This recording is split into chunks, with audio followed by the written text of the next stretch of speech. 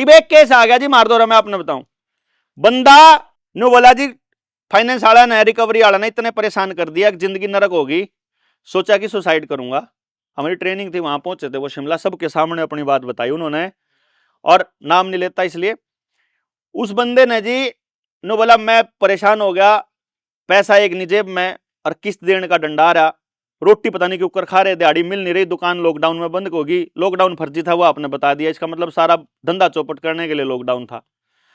मैं परेशान होकर सोचा अब तो सुसाइड के अलावा दूसरा रास्ता नहीं है, और जी मैं तो 1500 रुपए एक दोस्त पे तो उधारे लिए, 1000 रुपए घरवाली को देके मायके छोड़ आया। बच्चा ने 2 बच्चे थे, एक लड़का एक लड़की।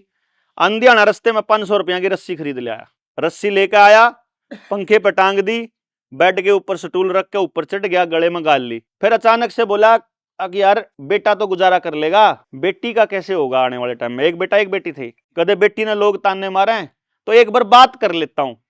उसने बात करने खातर फोन उठाया, गलती तो मेरी वीडियो खुल गई, वो यूट्यूब दब गया, वह वीडियो खुल के उसने वो सुना, रिकवरी वाले आए तो क्या करना है, मैंने न्यू बोल रखा था उसमें, तो मैंने में पूरी लाइन थी भी रिकवरी वाला था, यहाँ वाली बात पूछ लियो खाली।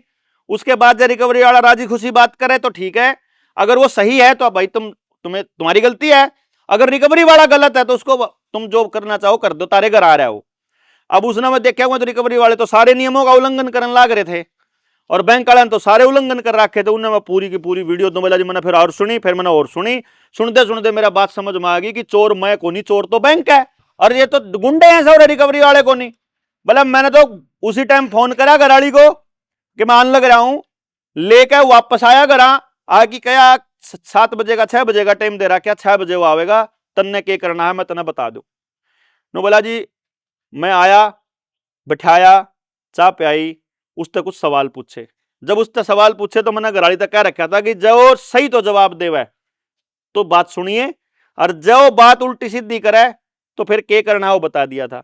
अब जैसे ही रिकवरी वाला बांगा होया, उसकी घराड़ी ने कुंडी अंदर तला दी और लठ दर रखा था दोनों ने, ऐसे पड़े उसके घर में बड़े होएगा, ऐसे पड़े तने साले इतने जवाब नहीं पा जाए, इतने नहीं आ जाएगा, जवाब लेकर आ जा, कानून का राज चलेगा, गुंडों का राज नहीं चलेगा, मनमर्जी का राज नहीं चलेगा, किसी का भी राज नहीं चलेगा।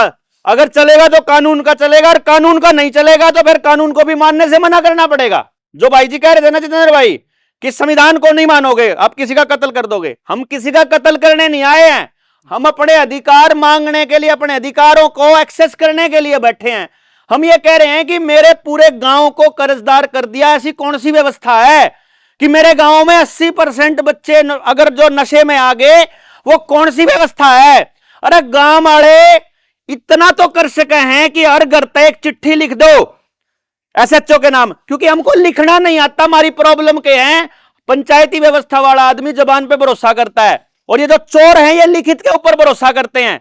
अगर आप थाने के एसएचओ को चिट्ठी लिख दे घर घर, जिसके घर में भी नशा है, कि मेरा बालक नशेड़ी है, इसको नशा कहां से मिलता है मैं बताने लग रहा हूं, अगर यू नशा बंद नहीं करवा सकता तो मैं ये मान लूंगा कि तू किसी लायक नहीं है। इतना तो लिख सके जी, क्यों जी है? तहसीलदार को इतना तो लिखे सके है पूरा, जिसके घर में भी नशा है वो तहसीलदार को लिख दो कि यार तो नशा लेकर आवे है, सारे गांव ने बेरा, सारी पुलिस ने बेरा, सारे प्रशासन ने बेरा कि मेरे गांव में नशा कहां मिलता है। आपको सिर्फ लिखना है कि अगर 28 दिन में यह नशा बंद नहीं हुआ तो पूरा गांव ये मान लेगा कि तुम्हारे बस का कुछ नहीं है, और जब बस का कुछ नहीं है तो तुम्हारा राज करने का अधिकार नहीं है। क्यों जी भैया, आप समस्या का समाधान करो, उसके लिए गांव वालों की जो सहायता चाहिए वो लो, हमसे जो मदद चाहिए वो लो। हमने बताओ कि यह दिक्कत है तुमको नशा बंद कराने में, अगर पुलिस की ड्यूटी है नशा बंद कराने की और पुलिस नहीं कर पा रही है तो पुलिस आके गांव वालों से बात करे कि यह दिक्कत आ रही है, हमने यह अड़चन है, तो गांव राम बैठ के उस अड़चन ने दूर करेगा जी। लेकिन बालकन बचाओ। फिर रहेगी बात रोजगार की, मेरे गांव में 4000 नौजवान बेरोजगार हैं, मैं सरकार को 6 महीने का अल्टीमेटम दे रहा हूं, अगर आपके पास कोई योजना है हर बच्चे को रोजगार देने की तो वो योजना हमारे सामने रखी जाए, वरना मान लेंगे कि तुम्हारे पास कोई काबिलियत नहीं है। इतना तो कह सका आप। मैं जो गांव ने चर्चा में बुलाने की बात हम कर रहे थे वो न्यू कर रहे थे, भाई आ जाओ एक बार आप बात करांगे।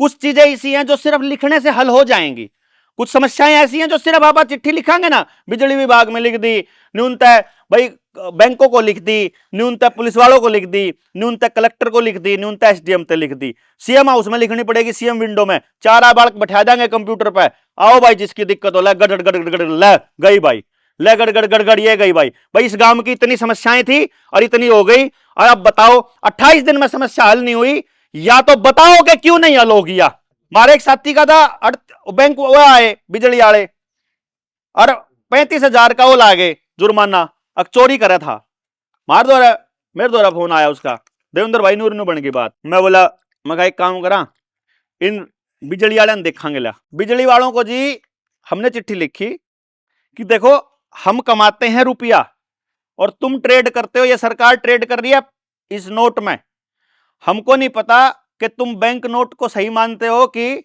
इसको।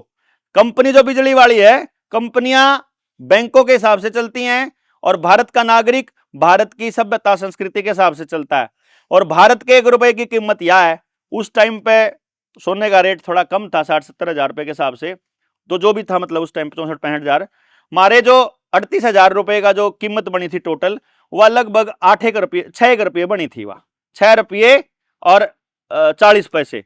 तो हमने नहीं कहते हम चेक भेज रहे हैं 7 रुपए का, ये भारत के आदमी का भारतीय रुपया कमाया हुआ मान करके आप इसको करो और हमारा जुर्माना खत्म करके हमारे जो वो लाइट है उसको चालू करो, तब तक मैं अपनी लाइट अपने आप चालू कर रहा हूं। आज 3 साल हो गए ना, उनका एसडीओ का फोन आया, वो एसडीओ ने कहा अगर छापा मान जाओ उस गाड़ में ना जाइयो बस। वो जो हमारा साथी है कल की आ जाओ सुनाओ। हम ये नहीं कह रहे कि आप चुकता मत करो, लेकिन हम ये कह रहे हैं कि अगर फ्रॉड हुआ है तो दोनों बात कह रहे हो ना जी ना, बिजली चोरी करी उसने, हाँ उसके ऊपर हो गया जुर्माना, उनके साथ ये खड़े हो गए हम जुर्माना नहीं दे, हम तो चोरी कराएंगे भाई। ना जी ना, हाँ देखो दिया अरे ये तो अपनी मर्जी का कह दिया हम 7 रुपए दे, या फिर वही बात ना देंगे भाई, 7 देंगे तो मास्टर जी इस मर्जी का नहीं, कानून के हिसाब से कह रहा हूँ। मेरी बात छोड़ो, जब मैं बीच में नहीं बोला ना भाई, मैं बीच में नहीं बोल, चलो ना बोलो, आप बोलो। अब सुन, कुर्की आ गई, कर्जा बैंक से जो भी ले वो हमने बुला लो, कर्जा माफ हो जाएगा। अच्छा रुको रुको रुको, अरे रुको रुको, तो गारंटी है तो भाई ये इससे बढ़िया और क्या काम होगा। हमारा तो लगभग काम कर्जवान हो रहा है, ये सारे कर दे माफ कर दिया और भाई देखो चोरी करी जाइए, बिजली का कम खर्चा होगा, माफ कर देंगे।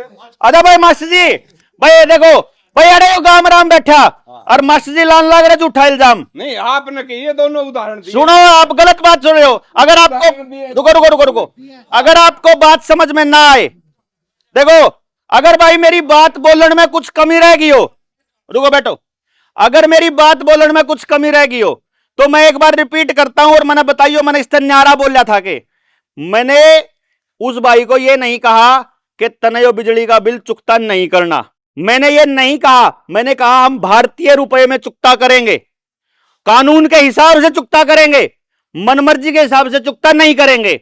और जब मैंने लिखित में, आपको सारे आवेदन लिखित में होते हैं, सब कुछ लिखित में होता है, सारे कॉन्ट्रैक्ट लिखित में होते हैं, हर चीज साइन करके होती है, तो मैंने लिखित में कोई कागज दिया है तो उन लोगों को, बैंक के अधिकारियों को, बिजली के अधिकारियों को, पुलिस अधिकारियों को लिखित में जवाब देने में क्या दिक्कत है भाई। अगर मैंने लिखित में एप्लीकेशन लगाई, मैंने ये नहीं कहा कि आप बिजली का बिल मत भरो, मैंने ये कहा कि अगर आपके साथ ठगी हो रही है कम से कम पता तो कर लो कि ठगी हो रही है। दूसरी बात, क्या हमने ये कहा था कि आप बैंकों का लोन चुकता मत करो? नहीं। बताओ भाई, मेरी पूरे सेशन में एक भी आदमी एक भी बात ये कही हो? मैंने ये कहा है बैंक ने जो लोन दिया है वो फर्जी है, मैंने ये कहा है चुकता करने से पहले यदि आपसे चुकता नहीं हो रहा तो कम से कम आत्महत्या मत करो, कम से कम बैंक वालों से पूछ ही लो। हमने ये नहीं कहा कि सारा गांव देने तक मना कर दो, लेकिन मैं न्यू कह रहा हूं एक बार पूछ तो लो। 10 रुपए का नोट ले जाकर बैंक में अपने 10 रुपए मांग तो लो। अगर बैंक के पास 10 रुपए भी नहीं है देने के लिए तो वो 1 करोड़ रुपए का लोन किसको दे रहा है? फिर वो 50 लाख करोड़ किसको दे रहा है? 10 रुपए तो मांग सको। मस्जिद में आज यहां पूरे गामराम में अगर आप न्यू कंदे हो, जो देगी तारीख पंचायत, जो तारीख देवेगी, हम यहां दोबारा आएंगे और आप हमने यहां मुर्गा बना के हमारे जूते मारियो। मैं 10 रुपए का नोट आप जाके बैंक में और एक एप्लीकेशन लिख के रिजर्व बैंक के गवर्नर के नाम 10 रुपए मांगो, सिर्फ 10 रुपए मांग सके जी? बताओगा हमारा भाई बताओ यार, गलत है सही है? यार एक कागज लेके जाना है सिर्फ बैंक में कि 10 रुपए चाहिए हमको, और अगर बैंक ने 1 महीने तक 10 रुपए नहीं दिए तो आपको यह मानने का अधिकार है कि नहीं है कि बैंक फ्रॉड है? वो अपने दिए हुए वादे को पूरा नहीं कर रहा है, वो कानून में दी हुई चीज को पूरा नहीं कर रहा है, तो वो फ्रॉड है। और फ्रॉड आदमी हमारे साथ न्याय कैसे करेगा? फ्रॉड आदमी हमारे को सच्ची चीज कैसे देगा? मैंने न्यू बताओ बस।